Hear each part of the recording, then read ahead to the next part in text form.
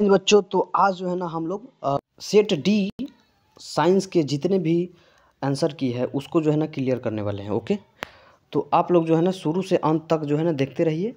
इसमें जो है ना आपको पूरी तरह से जो है ना पूरा करेक्ट जो है ना आंसर बताई जाएगी, है ना जी बच्चों। तो बच्चों आज जो है ना जितने भी क्वेश्चन हमने गेस किया था वो सारे क्वेश्चन जो है ना बोर्ड में आई थी। आप उसका जो है ना प्रूफ जाकर चेक कर सकते हैं। ओके जी बच्चों, तो यहाँ पे जो है ना हम लोग चलते हैं, शुरू करते हैं सेट जो है ना डी का विज्ञान के सारे वस्तुनिष्ठ प्रश्न को आंसर की देखते हैं। चलो, एक नंबर में कह रहा है बच्चों, हवा में स्वतंत्र रूप से लटका हुआ क्षैतिज चुंबक हमेशा आराम की स्थिति में रहता है। तो यह जो है ना नॉर्थ और साउथ के दिशा में रहता है। तो नॉर्थ साउथ यानी एनपी देखो तो ये नॉर्थ साउथ यहाँ पे है, यानी सी नंबर हो जाएगा जी बच्चों। ओके 2 नंबर क्वेश्चन कर रहा है बच्चों, यदि एक विद्युत धारावाही तार के समीप कंपास की सुई को रखा जाता है तो यह कंपास की सुई क्या होता है? तो वो जो है ना विक्षेपित होने लगता है। क्या होने लगता है बच्चों? विक्षेपित होने लगता है। तो डी नंबर इसका, सॉरी ए नंबर जो है ना इसका आंसर हो जाएगा। आगे देखो बच्चों, क्वेश्चन तीसरा का देखो क्या कह रहा है, फैराडे ने बहुत से क्रांतिकारी खोज की जिसमें शामिल है। चुंबक विद्युतीय प्रेरण जो है फैराडे का ही खोज माना जाता है। विद्युत अपघटन का नियम ये भी फैराडे का है। और ए और बी दोनों, यानी ये जो है ना आपका सी नंबर क्वेश्चन हो जाएगा जी बच्चों। कौन हो जाएगा? C number question. B number, sorry आगे देखते हैं 4 नंबर, मोटर विद्युत मोटर परिवर्तित करता है। तो ये तो करेगा नहीं, रासायनिक ऊर्जा को विद्युत ऊर्जा में, विद्युत ऊर्जा को यांत्रिक ऊर्जा में, ये जी सही है। 4 के बी जो है ना एकदम सही है। ओके जी बच्चों, चलो आगे देखते हैं 5 का, फ्लेमिंग के वाम हस्त नियम में बाएं हाथ का तर्जनी संकेत करता है। तो वह जो है ना चुंबकीय क्षेत्र को करता है। फ्लेमिंग के वाम हस्त का नियम तर्जनी का बात कर रहा है, मतलब इसका बात कर रहा है जी बच्चों, है ना जी, इसका बात कर रहा है। तो ये जो है ना आपका चुंबकीय क्षेत्र को दर्शाता था, है ना जी बच्चों। चलो आगे देखो, 6ठा नंबर क्वेश्चन देखो क्या कह रहा है। 6ठा नंबर क्वेश्चन का, किसी चालक तार से विद्युत धारा प्रवाहित करने पर तार के ऊपर तथा नीचे किस प्रकार के चुंबकीय क्षेत्र पैदा होती है? तब बच्चों इसमें जो है ना समान प्रकार के जो है ना चुंबकीय क्षेत्र उत्पन्न होती है। जल विद्युत ऊर्जा किस प्रकार का ऊर्जा है? तो जल विद्युत जो है ना बच्चों नवीकरणीय है, क्योंकि उसका निर्माण हम लोग बार बार चाहे तो कर सकते हैं। ओके जी बच्चों, चलो 1 मिनट अनजान बज रहा है, 1 मिनट रुक जाओ। हाँ तो बच्चों चलो अगला जो है ना ये हो गया। अगला 8 नंबर देखो, 8 नंबर कौन सी, यहाँ पे देखो, कौन सी गैस वैश्विक ऊष्मन के लिए उत्तरदायी है? तो CO2 जो है ना वैश्विक ऊष्मन के लिए जो है ना उत्तरदायी। ऊष्मन मतलब कथी? गर्मी। गर्मी के लिए जो है ना CO2 जो है ना क्या है? उत्तरदायी है। चलो, पीत रस स्रावित होता है। तो पीत रस जो है ना यकृत से स्रावित होता है। यकृत कहाँ है? तो यकृत से स्रावित होता है। चलो 10 नंबर क्वेश्चन क्या कर रहा है, क्षुद्रांत में रंसवाकुर का क्या कार्य होता है? क्षुद्रांत मतलब क्या? बड़ी आंत का बात कर रहा है ना, बड़ी आंत का बात कर रहा है ना। तो यहाँ पे ये जो है ना जल का अवशोषण करता है। ये जो है ना जल का क्या करता है? अवशोषण करता है। तो 10 का क्या होना चाहिए जी बच्चों? अवशोषण सही क्षेत्रों को बढ़ाता है। ये सी हो जाएगा जी। क्या करेगा? बढ़ाता ना है जी, वो बढ़ाता है। क्या करता है? बढ़ाता है ना जी। चलो आगे देखो, 11 नंबर क्वेश्चन देखो क्या कह रहा है, मुख गुहा का पिछला भाग है। तो मुख गुहा का पिछला भाग क्या है जी? ग्रसनी ना है, ग्रसनी। चलो आगे देखते हैं 12 नंबर क्वेश्चन देखिए। 12 नंबर क्वेश्चन कह रहा है, बाहरी वातावरण से कोशिका में ऑक्सीजन का स्थानांतरण और कार्बन डाइऑक्साइड को हटाना क्या कहलाता है? तो सबसे पहले एक बात आप ध्यान दो, यहाँ कह रहा है बाहरी कोशिका से ऑक्सीजन का स्थानांतरण और कार्बन डाइऑक्साइड को हटाना, तो श्वासोच्छ्वास कहलाता है। क्या कहलाता है? श्वासोच्छ्वास कहलाता है। बात समझ रहे हो ना। चलो आगे देखो बच्चों, प्रकाश संश्लेषण में ऑक्सीजन का मूल क्या है? तो ऑक्सीजन का मूल जो है ना जल ही है, क्योंकि H2O जब जाता है तो इसमें ऑक्सीजन जाता है ना जी, जाइलम के माध्यम से। चलो 14 नंबर क्वेश्चन देखो बच्चों क्या कह रहा है, निम्न में किससे कोशिका का ऊर्जा मुद्रा के रूप में माना जाता है। ऊर्जा मुद्रा का रूप में, ऊर्जा गृह या ऊर्जा मुद्रा वही ना होगा, तो एटीपी को, एडिनो ट्राइफॉस्फेट इसका नाम होता है ना जी बच्चों। चलो आगे देखते हैं, पादप का जाइलम उत्तरदायी है, तो पादप के लिए जो है जाइलम जो है ना उत्तरदायी है, तो जाइलम, ज से जाइलम, ज से जल, जल का वहन के लिए। ओके जी बच्चों, आगे देखो प्लाज्मा के अलावा रक्त में निम्न में क्या पाया जाता है। तो प्लाज्मा के अगर अलावा दूसरा कोई देखा जाए तो WBC होता है, RBC भी होता है, प्लेटलेट्स भी होता है, यानी देखा जाए तो सभी, इनमें से सभी हो जाएगा जी बच्चों। आगे देखो, अम्ल का जलीय विलयन चुंबक का संचालन करता है, क्योंकि अम्ल जल में क्या होता है, तो अम्ल जल में आयनित हो जाता है। क्या हो जाता है, आयनित हो जाता है, इसलिए विद्युत का संचालन हो जाता है अम्ल में। ओके जी बच्चों। चलो 18 नंबर क्वेश्चन कर रहा है, निम्न में कौन सा गंधीय सूचक नहीं है। गंधीय सूचक का मतलब समझते हो, मतलब गंधीय सूचक मतलब नहीं का बात कर रहा है। तो देखो लौंग का तेल तो गंध मारता है, वैसलीना भी गंध मारता है, शकरकंद गंध नहीं मारता है ना जी बच्चों। तो यानी इसका सी नंबर हो जाएगा, सी नंबर क्वेश्चन हो जाएगा। चींटी के डंक में कौन सा अम्ल पाया जाता है। तो देखो सब देखो घुमाया कैसे है, क्वेश्चन को कैसे घुमाया है, ये पहले देखो। सिट्रिक अम्ल तो होगा नहीं, एसिटिक अम्ल होगा नहीं, मेथोनोइक, देखो अगर तुमको पता होगा फॉर्मिक अम्ल, फॉर्मिक अम्ल पता है, फॉर्मिक अम्ल पता है, लेकिन फॉर्मिक इसमें दिया है नहीं दिया है, तो आप तब घूम जाइएगा, कह दीजिएगा इनमें से नहीं। तो यहाँ पे फॉर्मिक अम्ल का ही दूसरा नाम होता है मेथोनोइक अम्ल, है ना जी। चलो आगे देखो, निम्नांकित में किसको जल में डुबोकर रखा जाता है। तो जल में डुबोकर किसको रखा जाता है, आयोडीन को रखा जाता है नहीं जी बच्चों। किसको रखा जाता है, आयोडीन को या लाल फास्फोरस को, बताओ जल में डुबाकर किसको रखा जाता है। अगर कहे किरोसिन में डुबाकर किसको रखा जाता है, तो सोडियम को, जिसको चाकू से काटते हैं। लेकिन यहाँ जल में डुबोने की बात कर रहा है तो लाल फास्फोरस को रखा जाता है। किसको, लाल फास्फोरस को।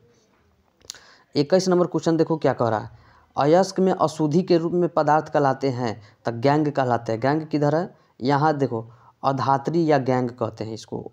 ओके जी बच्चों।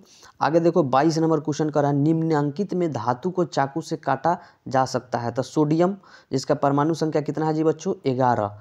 तो सोडियम को जो है ना आसानी से हम लोग चाकू से काट सकते हैं। उसको जो है ना कहाँ रखा जाता है, किरोसिन में रखा जाता है ना जी बच्चों, ताकि ये बहुत क्रियाशील ना होता है। चलो आगे क्वेश्चन देखो 23 नंबर क्वेश्चन क्या कह रहा है, सोने में कौन सी धातु मिलाकर मिश्र धातु बनाया जाता है। देखो सबसे पहले सोना जो है ना, अगर आप 24 कैरेट का लेते हैं तो आप उसको जो है ना क्या बोलते हैं, ये नहीं बनवा सकते हैं, गहना वगैरह ये सब आभूषण नहीं बनवा सकते हैं, क्योंकि वो जो है ना बहुत लचीलादार होता है ना जी, वो जो है ना टूट कर गिर सकता है। तो सोने में जो है ना मिश्र धातु एक मिलाया जाता है। उस मिश्र धातु का अगर नाम है तो वह क्या हो सकता है, कॉपर है। क्या जी, कॉपर। कॉपर को मिला दीजिएगा तांबा को, आप जो है ना वो मजबूत हो जाएगा, मजबूती उठा लेगा। अब देखो 24 नंबर क्वेश्चन का क्या कह रहा है, 24 नंबर क्वेश्चन कह रहा है सिलिकॉन एक धातु है, सिलिकॉन एक क्या है। तो सिलिकॉन देखो उप धातु में आता है। सिलिकॉन कथी में आता है जी बच्चों, उप धातु में आता है। सिलिकॉन कथी में आता है, उप धातु में आता है। यानी इसको जो है अर्धचालक के रूप में हम लोग मानते हैं। और जर्मेनियम, सिलिकॉन, ये सब जो है ना अर्धचालक के रूप में हम लोग क्या करते हैं, मानते हैं। ओके आगे देखो बच्चों, 1 मिनट कॉल आ रहा है। चलिए 24 तक हो गया ना हम लोग का, शायद 24 तक हो गया है, देखते हैं 1 मिनट रुको।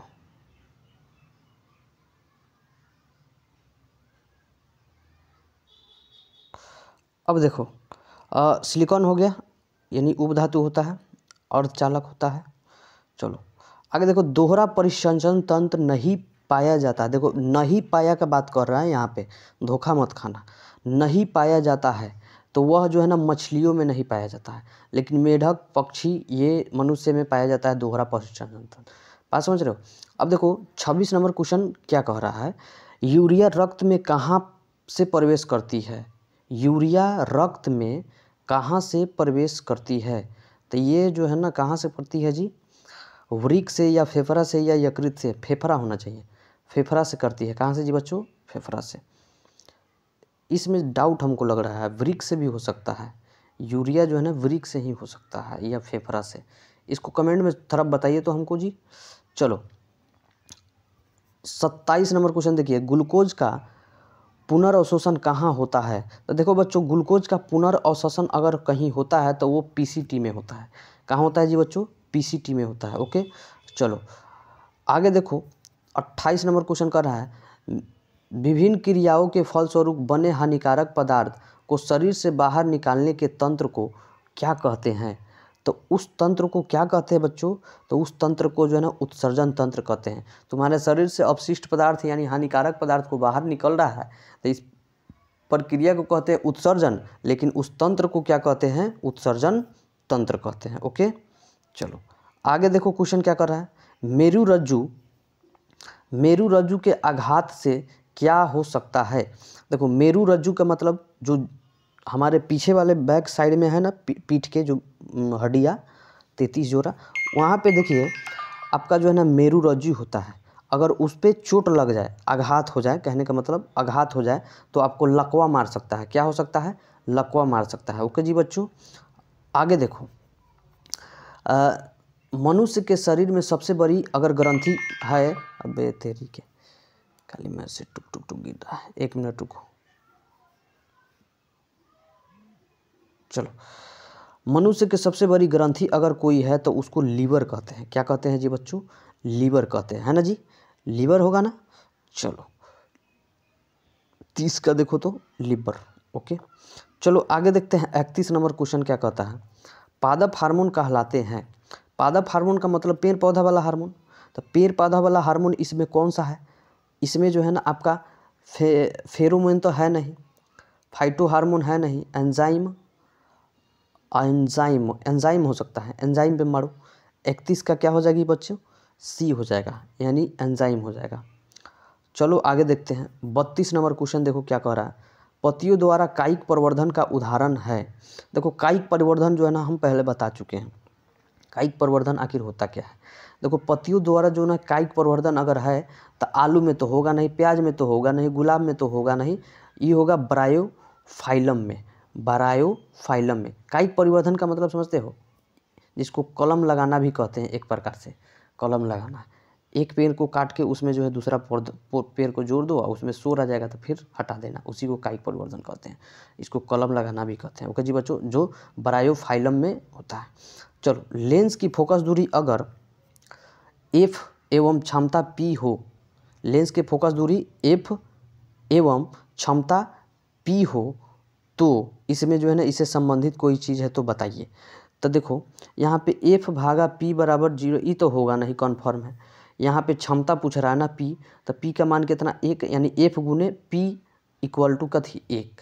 यहाँ पे b नंबर जो है आंसर हो जाएगा इसका। चलो आगे देखते हैं, 34 नंबर क्वेश्चन देखो क्या कह रहा है, कैमरे का कौन सा भाग आँखों के रेटिना की तरह कार्य करता है। तो ये जो है ना बच्चों, ये आपका लेंस जो होता है ना, आँख में जो लेंस लगा रहता है उत्तल लेंस, ये जो है ना कैमरा की तरह काम करता है ना। चलो आगे देखते हैं, एक स्वस्थ मानव नेत्र के लिए निकट बिंदु दूर बिंदु क्रमशः होते हैं। देखो पहले क्या कह रहा है, निकट बिंदु कह रहा है, पहले ध्यान से, पहले कह रहा है निकट बिंदु, उसके बाद क्या कह रहा है दूर बिंदु। तो निकट बिंदु आपका 25 cm और दूर बिंदु कितना होता है, अनंत होता है। दूर बिंदु कितना होता है, अनंत होता है। 1 मिनट आगे देखो, 35 हो गया। 36 देखो, चंद्रमा पर खड़े अंतरिक्ष यात्री को आकाश कैसा प्रतीत दिखता है, तो काला प्रतीत दिखता है। आगे देखो क्वेश्चन, नेत्र का स्पंदन क्षमता कम हो जाने से क्या उत्पन्न होता है। तो नेत्र की स्पंदन क्षमता अगर आपको कम हो जाएगा ना जी बच्चों, तो आपको जो है ना निकट दृष्टि जो है देखने को मिलता है अक्सर, है ना जी। स्पंदन क्षमता कम हो जा रहा है तो जरा दृष्टि दोष होना चाहिए, बुढ़ापा वाला बात होना चाहिए, निकट दृष्टि दोष नहीं, ये रॉन्ग है जी बच्चों। जरा दृष्टि दोष, स्पंदन क्षमता आपका खत्म हो जाएगा, जरा दृष्टि दोष होना शुरू हो जाएगा, यानी बुढ़ापा छा जाएगा। चलो, किसी चालक की प्रतिरोधकता का मात्रक होता है, तो प्रतिरोधकता का बात कर रहा है ना जी बच्चों, तो यहाँ पे प्रतिरोध का क्या होता है, ओम होता है ना, लेकिन यहाँ पे क्या कर रहा है, प्रतिरोधकता का कह रहा है, तो ओम मीटर हो जाएगा। कति हो जाएगा, ओम मीटर हो जाएगा। चलो उसके बाद देखो क्या कह रहा है, 1 जूल में कितनी कैलोरी होती है। तो 1 जूल में जो है ना 0.23 कैलोरी होती है, या फिर ऐसे भी कह सकते हो 23/100, है ना जी। तो ये जो है ना 8 नंबर क्वेश्चन हो जाएगा आपका। चलो 40 नंबर क्वेश्चन क्या कर रहा है, विद्युत बल्ब में फिलामेंट निम्नलिखित में किस धातु का बना होता है। तो टंगस्टन का बना होता है। उसमें जो है ना अक्रिय गैस भरा होता है ना जी बच्चों, जिसको हम लोग फिलामेंट के रूप में कहते हैं। किशोरावस्था में होने वाले परिवर्तन को क्या कहते हैं। तो किशोरावस्था में जो परिवर्तन होता है ना उसको करते हैं प्यूबर्टी कहते हैं। क्या करते हैं, प्यूबर्टी। प्यूबर्टी ग्लैंड ही जो है ना स्रावित हार्मोन करता है, तो मूछें निकलने लगती है, आवाज़ जो है ना भारी वगैरह ये सब होने लगता है ना जी। चलो प्यूबर्टी ग्लैंड। चलो आगे देखते हैं 42 नंबर क्वेश्चन क्या कह रहा है, निम्नलिखित में कौन सा परिवार नियोजन का साधन में प्रयुक्त एक प्रभावी उपाय है। परिवार नियोजन का बात कर रहा है यहाँ पर। तो परिवार नियोजन में जो है ना diaphragm, condom, copper T loop यानी डी होना चाहिए। परिवार नियोजन मतलब जनसंख्या को कथी बचाना, मतलब जनसंख्या जो है ना न ज़्यादा होने देना, है ना जी। तो इस सब का उपयोग करके हम लोग जो है ना कर सकते हैं। तो डी नंबर आंसर हो जाएगा इनमें से सभी। चलो आगे देखते हैं एक्टिविज्म में अगला क्वेश्चन कर रहा है, एटाविज्म का अर्थ क्या होता है। तो एटाविज्म का अर्थ होता है संतति पूर्वजों के गुण का आना या जनकों में नहीं। बात समझ रहे हो, मतलब संतति पूर्वजों का गुण आना जनकों में नहीं, वो जो है कच्ची कहलाता है, एटाविज्म कहलाता है। चलो आगे क्वेश्चन देखते हैं। क्वेश्चन आगे क्या कर रहा है, किसी जीव के जीनी संरचना कहलाती है। तो किसी जीव का अगर जीनी संरचना कहलाती है तो वो जीनोटाइप कहलाता है। क्या कहलाता है जी बच्चों, जीनोटाइप कहलाता है। क्वेश्चन मिला जुला के अच्छा ही दिया है जी बच्चों। और सारा क्वेश्चन जितना हम गेस किए थे ना सारा लड़ा हुआ है, मात्र 2 से 3 क्वेश्चन नहीं लड़ा है। मतलब कहने का अर्थ क्या है कि वो जो है 2-3 क्वेश्चन जो है ना एक्स्ट्रा है, हार्ड है थोड़ा, लेकिन जितना हम दिए हैं उतना ही नहीं लिख पाइएगा आप लोग। जितना हम गेस किए थे उतना ही आप नहीं लिख पाइएगा जितना लड़ गया है। चलो 45 नंबर क्वेश्चन, प्राकृतिक चयन द्वारा जीवों का विकास कहलाता है। तो प्राकृतिक चयन द्वारा जो है ना जीवों का विकास डार्विनवाद कहलाता है। क्या कहलाता है, डार्विनवाद कहलाता है। चलो 46 नंबर क्वेश्चन क्या कर रहा है, जैव आवर्धन प्रदर्शित करने वाला रसायन क्या कहलाता है। तो वो डीडीपी कहलाता है। एटीपी का बात यहाँ नहीं करा, डीडीपी होगा। एटीपी तो वो ऊर्जा गृह के रूप में हो जाता है, माइटोकॉन्ड्रिया जिसको कहते हैं। चलो आगे देखते हैं, प्राथमिक उपभोक्ता कहलाते हैं। तब प्राथमिक उपभोक्ता जो है ना शाकाहारी को माना जाता है प्राथमिक उपभोक्ता, है ना जी बच्चों। आगे देखो CFC का व्यापक उपयोग क्या है। देखो CFC का फुल फॉर्म होता है क्लोरोफ्लोरोकार्बन। तो क्लोरोफ्लोरोकार्बन का जो है ना असली में काम देखा जाए तो वो जो है ना जेट इंजनों में यानी उड़ान वाले रेफ्रिजरेटरों में और एयर कंडीशनरों में प्रयोग किया जाता है। यानी सभी हो जाएगा, इनमें से कथी हो जाएगा, सभी में हो जाएगा। जो क्लोरोफ्लोरोकार्बन जो होता है ना बहुत हानिकारक गैस होता है। वो जो है ना वायुमंडल को दूषित करने में महत्वपूर्ण भूमिका निभाता है। अम्लीय वर्षा कराने में उसी का हाथ है ना जी बच्चों। अब देखो ब्यूटेन में कितने समयावयवी संभव है। तब ब्यूटेन कै पे होता है, एथ में प्रो ब्यूट 4 पे हो रहा है ना, 4 पे हो रहा है ना जी बच्चों। तो 4 हो जाना चाहिए कि 5 होना चाहिए। यहाँ पे देखो पहले क्वेश्चन पहले पढ़ो, क्वेश्चन क्या कह रहा है। ब्यूटेन के कितने समयावयवी संभव है, कितने समयावयवी संभव है। तो 2। अब ये ना समझना कि इसका नंबरिंग 4 है तो 4 मार देंगे, ऐसा कोई बात नहीं है। यहाँ पे समयावयवी का बात हो रहा है ना जी। चलो अब देखो मीथेन के अणु का आकार होता है। तब मीथेन का अणु का आकार जो होता है ना समचतुष्फलकीय होता है, समचतुष्फलकीय होता है। मीथेन का अणु का आकार समचतुष्फलकीय होता है। 51 नंबर देखो, कार्बनिक यौगिकों का कार्बन की संयोजकता होती है। कार्बनिक यौगिक के कार्बन की संयोजकता होती है तो इसका जो है ना 4 होता है। कितना होता है, 4 होता है। Hydrogen, helium, lithium, beryllium, boron, carbon 4 होता है जी बच्चों। 1 मिनट छूट रहा है, 52 छूट रहा था। चलो इसमें कह रहा है निम्न में कौन संतृप्त हाइड्रोकार्बन है। तो इसमें जो है ना आपका एल्केन जो है ना संतृप्त हाइड्रोकार्बन को रूप में माना जाता है, यानी CnH2n+2। जोड़ दो छोड़ दो घटा दो, पढ़ा है ना जी। चलो एथिलीन का IUPAC नाम क्या होता है। IUPAC नेम जो होता है ना, एथिलीन का IUPAC नेम क्या होता है बताओ तो। एथीन होता है ना जी, एथिलीन का IUPAC नेम एथीन होता है। चलो मेंडलीफ की आवर्त सारणी की एक कमी क्या थी? तो मेंडलीव की आवर्त सारणी की एक कमी आपको याद होगा कि वह जो था ना, हाइड्रोजन की उचित स्थान न दे पाना, हाइड्रोजन का उचित स्थान न दे पाना, है ना जी बच्चों। चलो 55 नंबर क्वेश्चन क्या कर रहा है, अष्टक के नियम, एक मिनट थोड़ा नीचे कर लेते हैं। अष्टक का नियम निम्नलिखित में किसके द्वारा प्रतिपादित किया गया था? तो वो जो है ना न्यूटन के द्वारा किया गया था। किसके द्वारा? न्यूटन के द्वारा। चलो सही मारा है बच्चा। आगे देखो, निम्नलिखित में कौन सा यौगिक सबसे अधिक क्षारीय का बात कर रहा है? सबसे अधिक क्षारीय, देखो सबसे अधिक अम्लीय का बात करें तो HCl होता है, HCl होता है जो हम लोग खुद पेट में है। लेकिन यहाँ पे सबसे अधिक क्षारीय की बात कर रहा है तो Na2O हो जाता है, सोडियम ऑक्साइड, है ना जी बच्चों। चलो आगे देखो, यहाँ पे कह रहा है किरणों को समूह को क्या कहते हैं? तो किरण पुंज कहते हैं या प्रकाश पुंज कहते हैं? तो दोनों हो सकता है, एक मिनट, दोनों भी हो सकता है, चांसेस लग रहा है ना। प्रकाश पुंज, किरणों के समूह को किरण पुंज कहते हैं या प्रकाश पुंज कहते हैं? ये घुमावदार क्वेश्चन दिया है जी बच्चों, थोड़ा ध्यान से। सबसे पहले देखो, इसको पहले बात को यहाँ पे समझो, बात कह क्या रहा है।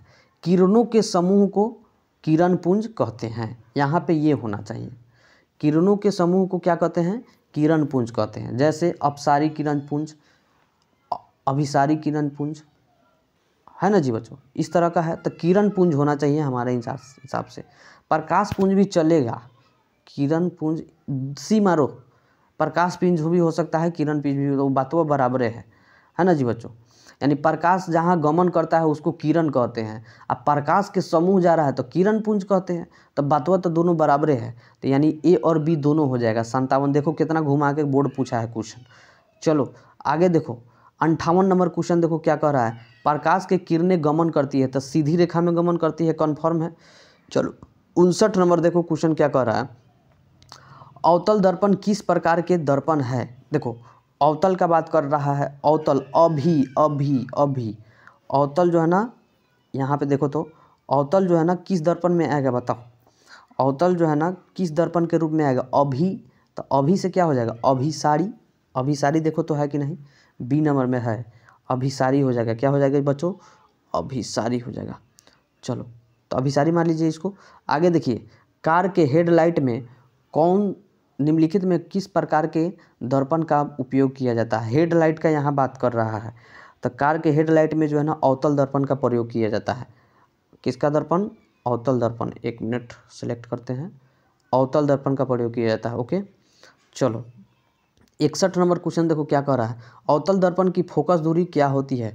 तो अवतल दर्पण की फोकस दूरी हमेशा ऋणात्मक होती है, और उत्तल दर्पण का फोकस दूरी हमेशा उठा हुआ रहता है, यानी पॉजिटिव रहता है।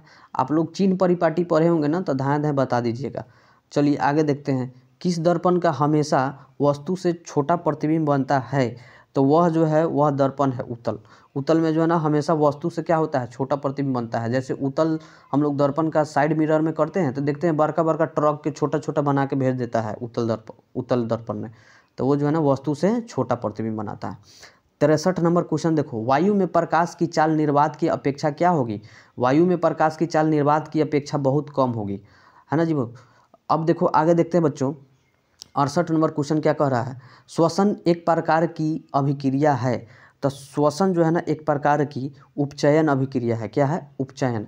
तो उपचयन मतलब कथी? ऑक्सीकरण। उपचयन का ही तो दूसरा नाम है ऑक्सीकरण, या फिर कह सकते हैं ऑक्सीडेशन, है ना जी बच्चों। चलो इलेक्ट्रॉन का स्थानांतरण, एक मिनट, इलेक्ट्रॉन का स्थानांतरण से बने यौगिक कहलाते हैं। तो इलेक्ट्रॉन का स्थानांतरण से बने यौगिक सहसंयोजी यौगिक कहते हैं। चलो आगे देखते हैं, कह रहा है निम्नलिखित क्रियाओं में से कौन सा अपघटन की अभिक्रिया का एक उदाहरण है? तो इसमें से जो है ना बच्चों आपका अपघटन की अभिक्रिया मतलब टूटना, वियोजन होना ना, अपघटित होना यानी वियोजन होना। यहाँ पे देखो तो ये वाला और एक ये वाला, इसको देखो तो इसमें कौन होना चाहिए? KCl पोटेशियम, सॉरी यहाँ पे ये नहीं होना चाहिए, ये होगा जी बच्चों 2KClO3, 2KClO3, है ना जी बच्चों। पोटेशियम क्लोरेट का यहाँ पर बात हो रहा है। ये जो है ना अपघटित हो गए पोटेशियम क्लोराइड और साथ में ऑक्साइड बनाता है, यानी डी नंबर हो जाएगा इसका। 70 का क्या हो जाएगा, डी हो जाएगा। चलो, प्रकाश द्वारा प्रदर्शित कौन सी घटना तारों को टिमटिमाहट में प्रदर्शित करता है, अपवर्तन। क्या, अपवर्तन। 64 का क्या हो जाएगा बच्चों, अपवर्तन। 64 इधर चला या तो हम लोग इधर कथी कर रहे थे, 70, बाप रे। चलो 65 छूट गया था इसका मतलब। तो ये हो गया जी बच्चों। आगे देखो, कला छपम नाभिकीय षड्यंत्र किस राज्य में है। अरे ये कहाँ से हो गया, ये सब क्वेश्चन कहाँ से आ गया, ये सब क्वेश्चन कहाँ से आ गया। अच्छा हम कहें कि हिस्ट्री का क्वेश्चन आ गया। तो हिस्ट्री कलकप्पम न है जी, कलपक्कम, ये तमिलनाडु में है हमारी। घरेलू गैस का एलपीजी का मुख्य घटक कौन है, तब ब्यूटेन होना चाहिए। मुख्य घटक एलपीजी का ब्यूटेन होना चाहिए, गलत मार दिया, ब्यूटेन होना चाहिए। इसमें जो है ना गंध के लिए मरकेप्टन मिथाइल मरकेप्टन मिलाया जाता है, ठीक है, ब्यूटेन होना चाहिए। चलो 67, ऊर्जा के दो अनवीकरणीय स्रोत है। तो ऊर्जा के दो नवीकरणीय स्रोत क्या है, कोयला और पेट्रोलियम। ये जो है एक बार यूज हो जाएगा, दोबारा यूज होगा नहीं, लाख वर्ष लग जाएगा। 71 देखो क्या कह रहा है, निम्नलिखित में किसमें टार्टरिक अम्ल पाया जाता है। तो इमली में जो है ना टार्टरिक अम्ल पाया जाता है। इमली में कौन अम्ल पाया जाता है, टार्टरिक अम्ल पाया जाता है। चलो आगे देखते हैं, बुझे हुए चूने का रासायनिक नाम क्या है। तो कैल्शियम क्लोराइड या कैल्शियम ऑक्सीक्लोराइड या कैल्शियम ऑक्साइड या कैल्शियम हाइड्रोक्साइड। तो इसका जो है ना हो जाएगा कैल्शियम हाइड्रोक्साइड, यानी CaOH। चलो आगे देखो, मैग्नीशियम आवर्त सारणी में किस समूह के सदस्य है। तो यह जो है ना बच्चों दो समूह 2 के जो है ना ये सदस्य है। ओके, चलो आगे देखो, आवर्त सारणी के कितने आवर्त होते हैं। तो आवर्त सारणी के जो है ना आपका 7 गो आवर्त होता है, 18 गो जो है ना आपका वर्ग होता है ना। चलो आगे देखते हैं, कॉलम का गो होता है, 4 गो बॉक्स होता है, KLMN। चलो यानी खंड का है। तो आगे देखो, निम्नलिखित में कौन जल का संचयन की प्राचीन विधि नहीं है। तो जो है ना कट्टा, कुल्ह, डंगवेल, इरिस नहीं है जी बच्चों, इरिस नहीं है। चलो आगे देखो, क्वेश्चन 76 नंबर क्वेश्चन कह रहा है, टिहरी बांध निर्माण उद्देश्य क्या था। बिजली उत्पादन बिल्कुल नहीं, भूमि सिंचाई बिल्कुल नहीं, बिजली उत्पादन था ना जी, बिजली उत्पादन था, सॉरी। टिहरी बांध का बिजली उत्पादन भी होता था, जल आपूर्ति भी होता था, भूमि सिंचाई, इनमें से सभी होना चाहिए, इनमें से सभी होगा। आगे देखो, अपशिष्ट प्रबंधन की नई अवधारणा क्या है। तो अपशिष्ट प्रबंधन की नई अवधारणा क्या है जी बच्चों। तो ये जो है ना पुनः चक्रण, पुनः उपयोग, कमी, ये तीनों है, यानी डी हो जाएगा, मारो डी। 78 देखो, 78 क्वेश्चन कह रहा है, निम्नलिखित में नवीकरणीय संसाधन है, मतलब निर्माण किया जा सके, फिर से जो है ना उसका निर्माण किया जा सके। तो नवीकरणीय वन है, वन को फिर लगा सकते हैं हम, लेकिन कोयला को फिर कर सकते हैं, पेट्रोलियम को कर सकते हैं तो नहीं। चलो 79 नंबर क्वेश्चन देखो, निम्नलिखित में कौन सा बायोगैस के मुख्य घटक है। तो ये जो है ना मीथेन है, कौन है, मीथेन है। 80 नंबर क्वेश्चन देखो क्या कह रहा है, पेप्टिक अल्सर हो सकता है। तो पेप्टिक अल्सर जो है ना आपका जो है ना कम भोजन खाने से, सामान्य भोजन खाने से, लंबे समय तक भूखे रहने से, इनमें से कोई नहीं। तो इनमें से कोई नहीं होगा ना, कि लंबे समय तक भूखे रहने से। 1 मिनट इसको ध्यान से देखो। तो पेप्टिक अल्सर का बात कर रहा है, लंबे समय तक भूखे रहने से। अल्सर जो होगा तो लंबे समय तक भूखे रहने से पेट वगैरह में दर्द होना शुरू कर देता है, तो ये भूखे रहने से होगा जी, सी नंबर, 80 का सी नंबर। तो कितना सही हुआ कितना गलत हुआ आप लोग बताइए। ये सारा क्वेश्चन जो है ना हम लोग रिपीट करा दिए, ग्रह क्यों नहीं टिमटिमाते हैं, निरपेक्ष अपवर्तनांक, दृष्टि दोष, माने 4 बार 5 बार जो है हम क्लास में इसको रिवीजन कराए हैं। विद्युत चुंबकीय प्रेरण, बल्ब के निष्क्रिय गैस क्यों भरा जाता है, विभवांतर से आप क्या समझते हैं, 1 एम्पियर बराबर क्या होता है, 1 जूल बराबर क्या होता है, ये सारा बताए हैं। डायनेमो को पूरा जो है ना सिद्ध कराए हैं, पूरा जो है सिद्धांत वगैरह सब बताए हैं। डायनोमो मतलब जनित्र का बात कर रहा है यहाँ पर। हम जो है जनित्र के जो है ना दिष्ट और प्रत्यावर्ती दोनों को जो है ना उपयोग सिद्धांत वगैरह सब लिखवाए हैं। दृष्टि दोष प्रकार निवारण कारण सारा जो है इसमें आ गया है, गर्दा उड़ गया है पूरी तरह से जो है ना, इस सारा जो है लिखवा चुके हैं। चलिए मिलते हैं नेक्स्ट वीडियो में, तब तक के लिए धन्यवाद।